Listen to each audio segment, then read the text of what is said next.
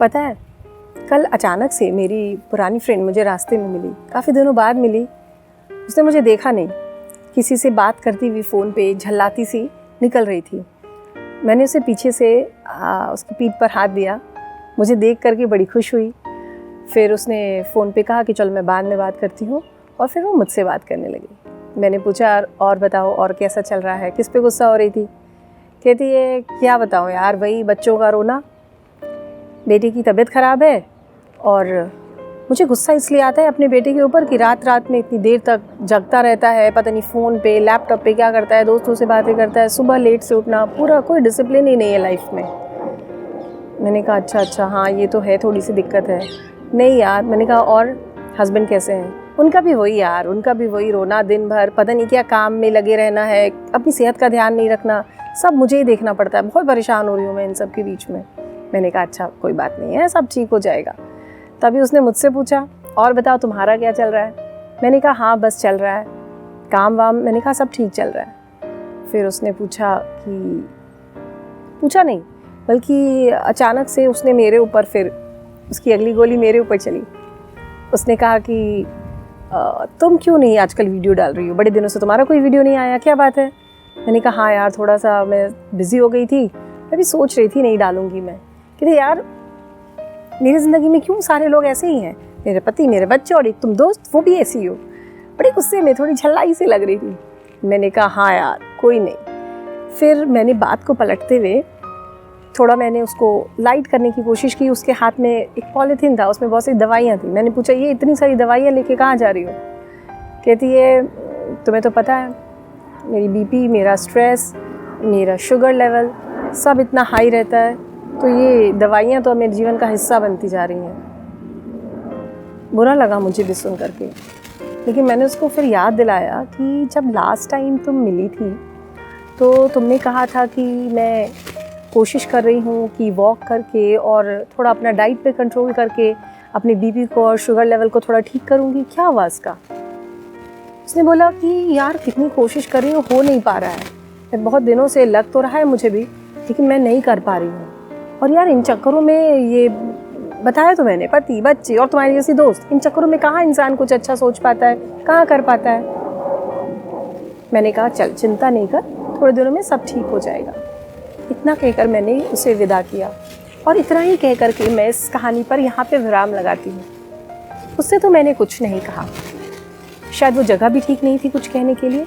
पर मैं आपसे पूछती हूँ, क्या आपको इस कन्वर्सेशन के बीच में कुछ वियर्ड लगा, कुछ ऐसा लगा जो कुछ गड़बड़ हो रहा हो, कुछ गलत हो? नहीं लगा तो मैं बताती हूँ।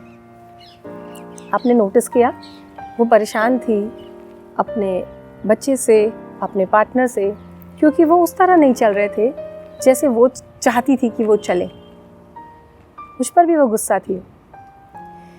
मैं ये नहीं कहूँगी कि उसका गुस्सा गलत था, उसका गुस्सा नाजायज़ था, बिल्कुल सही था उसका गुस्सा।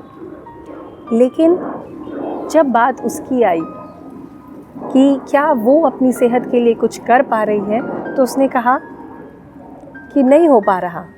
उसे क्या करना था? उसे दो चीज़ें करनी थी, एक एक्सरसाइज शुरू करना था और एक अपने डाइट पे कंट्रोल करना था या डाइट प्लान करना था। नहीं कर पा रही थी वो। और हालांकि इसका दोष उसने दिया कि चूँकि सारी चीज़ें अगल बगल गड़बड़ है तो वो नहीं कर पा रही है। कितनी अजीब बात है ना। शरीर हमारा, मन हमारा, दिमाग हमारा, इच्छा हमारी, ज़रूरत हमारी, फिर भी हम वो नहीं कर पाते जो हम खुद के लिए खुद से करना चाहते हैं। सब चीज़ों पर अपना कंट्रोल होते हुए भी वो करना पॉसिबल नहीं हो पाता। कई बार बहुत दिक्कत आती है। पर हम अपने बच्चे से, अपने पार्टनर से, अपने अपनों से वैसा ही व्यवहार चाहते हैं जैसा कि हमारी मर्ज़ी है। आप कहेंगे कि क्या हमें अपने अपनों की फ़िक्र नहीं करनी चाहिए? बिल्कुल करनी चाहिए। हम अपने अपनों का ध्यान नहीं रखेंगे, उनकी फ़िक्र नहीं करेंगे, उनकी गलती उन्हें नहीं बताएंगे तो और कौन बताएगा। लेकिन वो करे ना करे ये उनका पाठ है। आपकी ज़िम्मेदारी, आपका फ़र्ज़ वहीं तक है जहाँ तक आप बता सकते हैं। करना और नहीं करने की बाउंड्री फिर उनकी शुरू हो जाती है। करना नहीं करना ये उनके वश की बात है, हमारे वश की नहीं। हमें ज़रूर समय समय पर अपने अपनों को बताते रहना चाहिए कि क्या गलतियां हो रही हैं उनकी लाइफ में, या क्या चीज़ें हैं जो वो ठीक करेंगे तो उनकी लाइफ और बेहतर और सुंदर हो सकती है। लेकिन उसकी वजह से अपनी सेहत बिगाड़ना कहाँ तक बुद्धिमानी की बात है। पर जब वो हमारी बात नहीं मानते हैं तो हमारा गुस्सा, हमारा फ्रस्ट्रेशन जो बिल्कुल हाई लेवल पे होता है, सिर्फ यही नहीं, एक बहुत बड़ा सवाल उठता है, एक क्वेश्चन मार्क हमारे अपने ही अस्तित्व पे, हमारे अपने ही वजूद पर, कि क्या हमारा उनके जीवन में कोई दखल नहीं? क्या हम जो चाहते हैं वो वैसा नहीं कर सकते? अगर नहीं कर सकते तो क्या हमारा रिश्ता बहुत अच्छा है? नहीं है। इस हद तक भी हम सोच लेते हैं। पर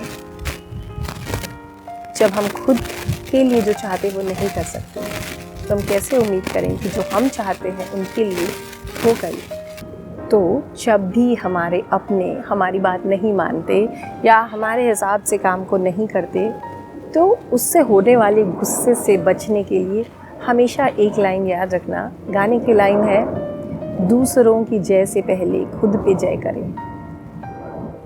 मतलब अपने ऊपर ध्यान देना कि क्या हम उन सब चीज़ों को कर सकते हैं, कर पाते हैं जो हम करना चाहते हैं। उम्मीद है आप मेरी बात से सहमत होंगे। सहमत हैं या नहीं हैं, नीचे कमेंट में ज़रूर बताएं। और हाँ, जाते जाते मैं आपसे या अपने आप से ये प्रॉमिस करती हूँ, अपनी दोस्त की बात मानते हुए, कि मैं अपना वीडियो समय समय पर डालती रहूँगी। इसलिए मैं जल्दी ही अगला वीडियो लेकर के आऊँगी। तब तक आप सब स्वस्थ रहें, खुश रहें।